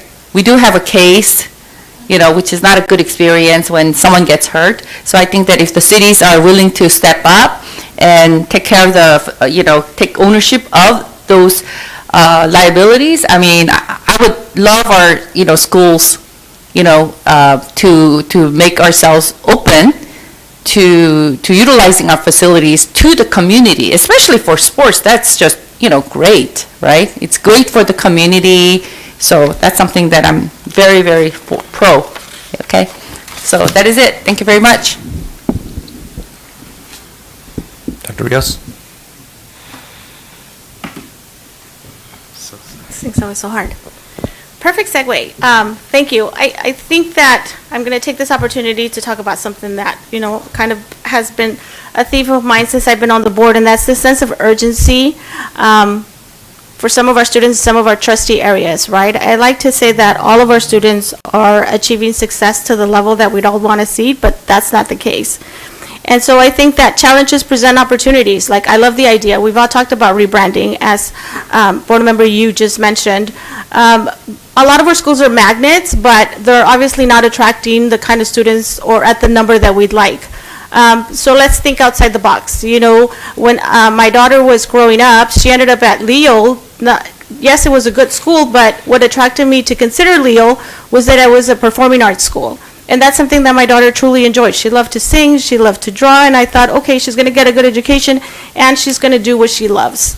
I know that some of our schools have things that, I really encourage us to revisit and see, is it getting the attention or the interest that we want? I think sports, I think languages, the 3 TKs. I'm not surprised that, that school has 3 TKs because the families want their kids to learn a second language. We know what a need that is.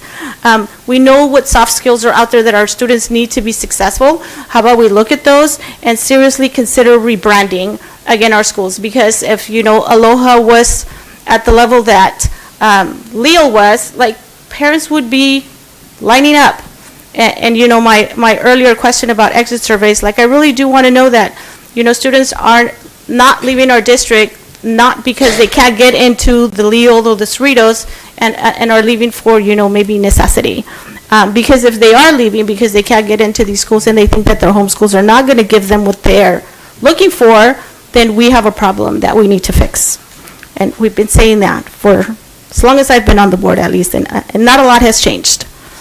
So we need to improve what we do. We need to improve our outcomes.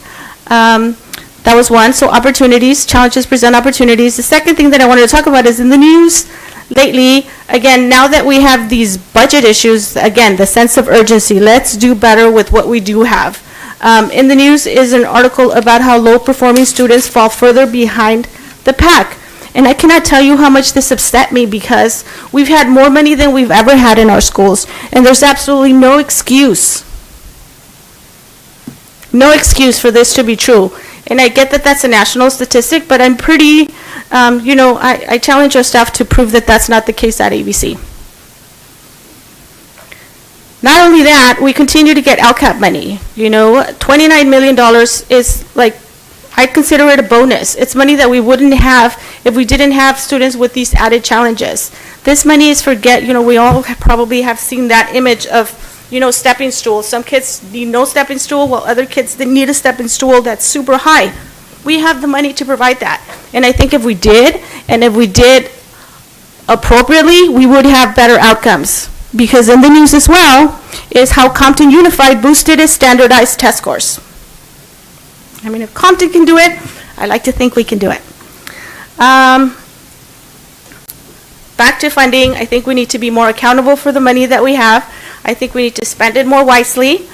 We really need to do an audit about if we're not getting the outcomes that we want, why? Instead of continuing to do the same thing or maybe trying something that may or may not work, I like to think that just like we hired a demographer, that we can hire someone that will probably cost us some money, but may give us better returns for those $29 million that we spend year after year and could potentially decrease by a few million, but there is going to be a lot of money. So I like to ask my board colleagues to support that idea and our superintendent to maybe explore that.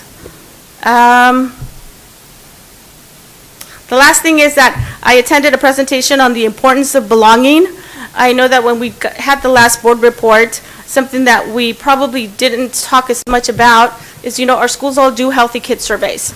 We have a lot of our kids that don't feel like school is a place where they belong, or that they feel welcomed, whether it be by their classroom or by the outside environment. We know that that goes a long way. So how much of the time and effort and resources are we investing in making sure that our schools are that place? Because we know that, we as adults, if we like where we work, our productivity is at an all-time high. When we don't like where we work, our productivity is probably not as high. And so the same thing is for all kinds of bodies, right? Little ones, middle-sized, all of them. We need to be, where we spend our time needs to be a place that is welcoming. That's where my notes end. So that's it. Thank you. Thank you. Ms. Mendoza. Thank you, Mr. President. Thank you, because a lot of stuff that I had, I'm gonna echo you a little bit. So first I want to thank our community for coming out and making suggestions, especially my councilwoman, Theo. You're here and we get a lot of information, and sometimes it's hard for us to think outside the box. So thank you for coming up with those ideas. Along that way, I was thinking about, we have solar panels. And if I was on the board when we put them back, I would have asked for charging stations. Because I know I've got an electrical vehicle, I'm always looking for a place to charge, even if I have to pay, not as much as gas. So thinking outside the box, like, how much would that cost us and what would our revenue be? And I know at some stations, they started at a certain time, so it would be for our employees during the day, and then afterwards, you open it up and you start charging the community. And I know that it's going to be like, oh, who's going to come here? That's something we have to look into, but that would be something thinking out of the box to get some revenue into, our funds. And then I have a question. Do we have a hiring freeze? Is there a hiring freeze in the district? We call it strategic hiring. So yes, we are actively reviewing all positions and prioritize it. Of course, certain critical roles, certain roles you have to backfill, right? Clearly, the teaching staff, right? Usually, when we talk about hiring freeze or strategic hiring, it's more support staff, and how do we go about that, and how can we still provide the support, at the same time, save some money. So, as part of that, we start looking into strategic hiring, yes. So can I make a recommendation for strategic hiring?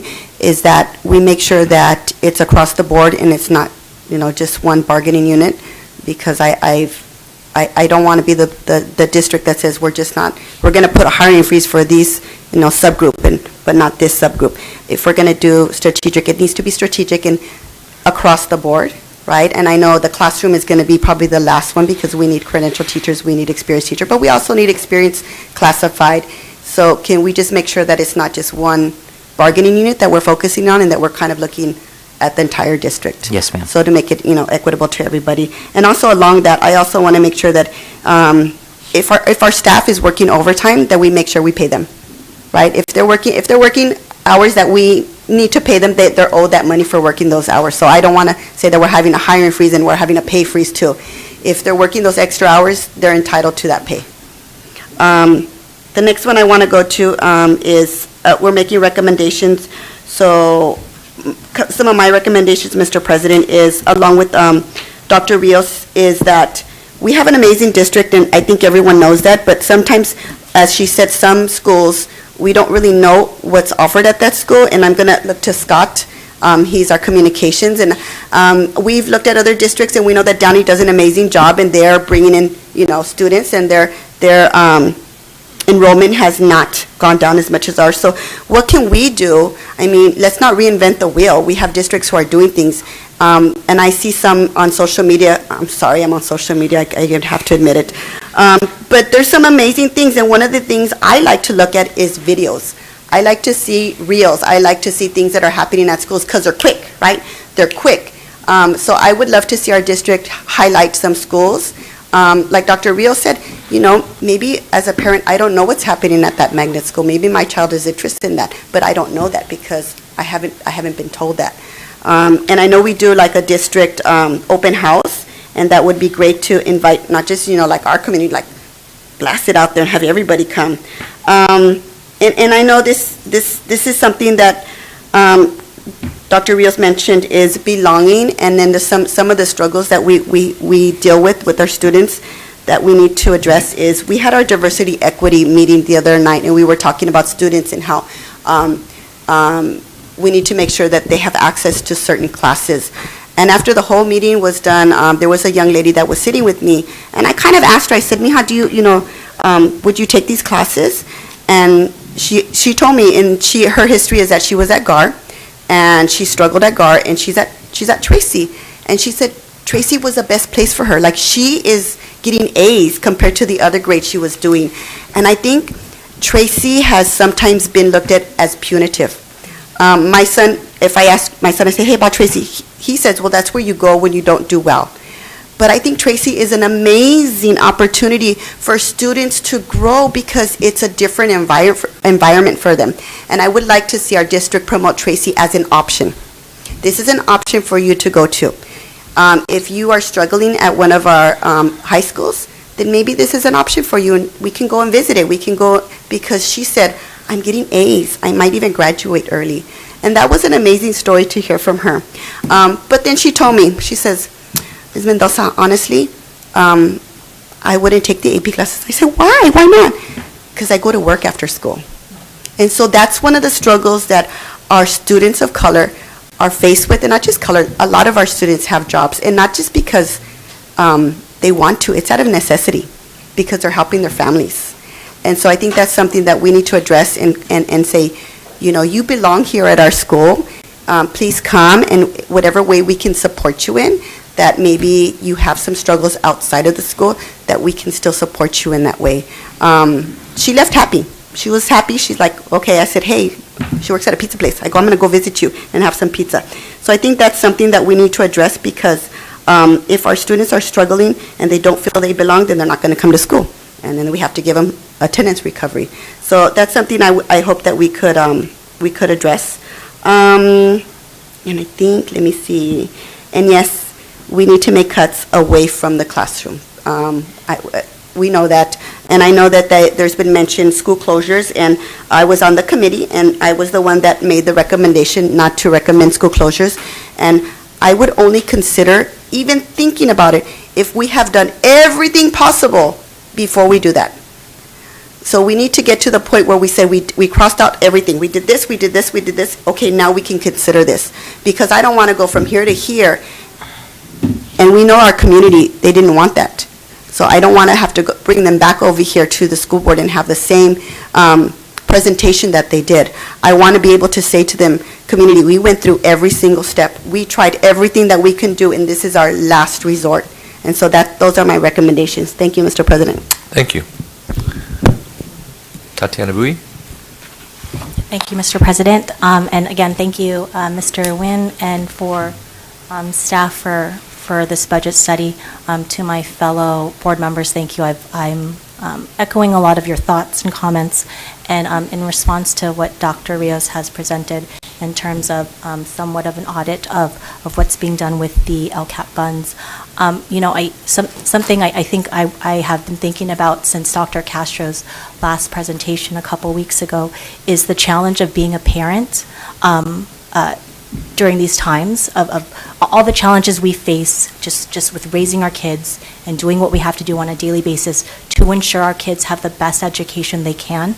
I know that schools in our district can provide a lot during the school day, and even after school, I'm finding out now. But I want to know what other limitations are we facing in the after-school time, and how that negatively impacts our numbers. Because I know even as a working mom, my day doesn't end at 5 o'clock. I'm doing stuff with my kids. I'm ensuring they get their work done. And even my son, who is very bright and very academically focused, he somewhat enjoys school, I still have to push him. And I can't even imagine a child who is having a hard, difficult time wanting to do schoolwork when he's just done schoolwork all day, and the last thing he wants to do is have his parent further push it at home. So where is that challenge happening, and is that what's happening with our students who are facing those kind of struggles, and whether that a potential audit would uncover that is something I'm interested to know. Additionally, we've brought up figuring out data behind where our kids are going, why our kids are attracted to certain schools. Are we attracting kids from outside the district to schools in our area, in our district, and if so, why? I'm very interested to know those details, because as we said, there's certain districts around us that are growing. Why are they growing? Obviously there's maybe more housing developments elsewhere, but if they have programs that we could potentially bring here, let's do it. In terms of generating revenue, I know there was mention of actually utilizing the buildings. It's been suggested to me by educators that our fields are not in great condition, and they could be in a better condition and could potentially be rented to sports teams, soccer teams. And I do see that is being done at the ABC Adult School on Cabrillo, and I believe at other elementary schools. But for example, Haskell Middle School has a very large field that is not in a great shape due to gophers, and whether that anything can be done to rehabilitate that. So those are additional thoughts. For me, I'm very concerned about losing potentially long-term, loyal, dedicated staff and teachers. I really obviously don't want to go that route ever. And lastly, in regards to the AB 218, that was probably one of the most difficult things for me to really understand and learn about as I first became a board member. Something, I don't want to say, obviously it's a very emotional thing. We have to, and I think the community member who brought it up said it very well, is that we can't look at it like, we are obviously paying for the faults and the bad things other people have done now, but it's something that as a community, it just has to be done. Whether we can potentially get any of that money back is something we definitely have to explore, but where I find kind of a light at the end of the tunnel is that those extremely old claims, old cases will never come back. That window has closed, right? And now, potentially, if there are any other claims of someone of an age who wants to come bring it back, we will have the insurance policy to help us cover that, because that was the time period that we had an additional insurance. So that's something that I find a little bit of I don't want to say peace, but I don't feel like we're going to have that potential struggle in the future years to come in terms of AB 218. So I did want to bring that up because that was something I was a little bit confused about, but my understanding is that window has closed as of January 2023, correct? And now, also on that slide deck, it said there are several claims left. My understanding there was like 2 claims left. Is that incorrect? I can only speak general. Well, depends on how you see it. A claim could have multiple plaintiffs. So whether you want to see it's one claim or multiple claims. Yes. Okay, so thank you. Yes, we have discuss this in closed sessions. Okay, thank you. Thank you. Thank you, Tuan. That was a great presentation, detailed, and I think what the community needed. Thank you, Dr. Castro, for providing some additional academic background, because we are a school. We're not necessarily a profit-making industry, and also Dr. Zietlow for madly taking everybody's notes down to see what our priorities are on all this. I'm really honored to be working on this board with this great community that comes here and with these great ideas. Optimism is just great. Sue has good optimistic ideas.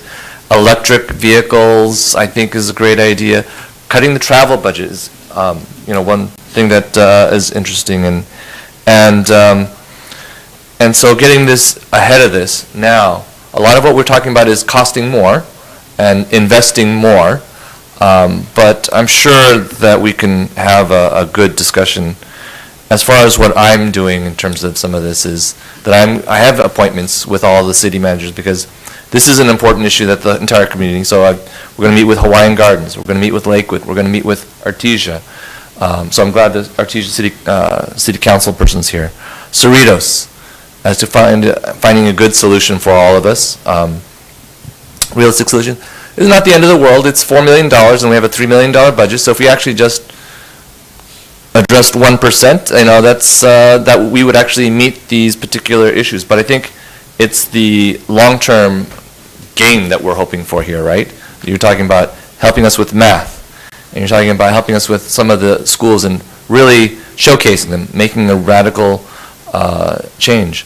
AB 218, I can talk to the legislature because I'm a delegate on CSBA, and so and I've been talking about that until I'm blue in the face, that we need to have a real fund, not a fake little itty-bitty fund, but a real fund, and have the reforms that are necessary so that way these things don't happen again. We have the insurance now, but I mean, separate and apart from that, we have procedures and costs, but also we can't cost out our community because all those great little activities that we have, if we charge a ton of money, we'll never get them on our football fields because of the cost for the sexual abuse insurance, right? We're charging them more than a lot of areas. So we need to balance all of that, and I'm so glad for these great ideas, and yes, Tuan knows that our priorities is to cut away from our kids as much as possible. So we've reduced down from 25,000 to actually 16,000 students, almost 9,000 students since the time before, actually the time that I think Sophia Tse started on the board. That's 9,000 students. We've figured out how to really do the math and make it all work. And I'm sure we'll try to do that into the future, but we're really going to have to do all the steps that we're talking about to make sure that the community knows that we are trying to ensure the best education for all of our kids. All of our kids, not just a few of the top ends, but all of them.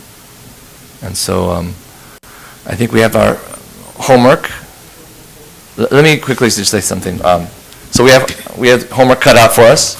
We have another March, April, May to figure out the priorities, and I'm confident that we can come up with something positive.